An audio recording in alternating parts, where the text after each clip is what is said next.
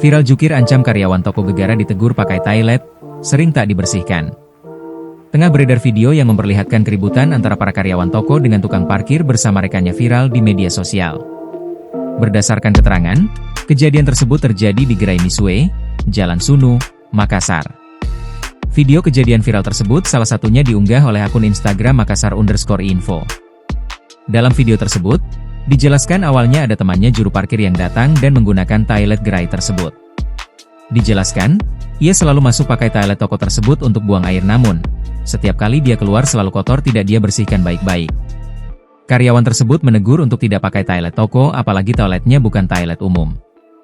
Namun, teman tukang parkir tak terima ini mengadu ke tukang parkir.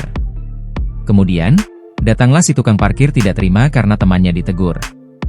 Dan 2 hari kemudian bos besar dari tukang parkir ini datang dan marah karena persoalan tersebut dan terlibat keributan karyawan wanita tersebut. Sontak saja, unggahan tersebut pun kini mengundang berbagai komentar warganet. Download Tribun X sekarang, menghadirkan lokal menjadi Indonesia.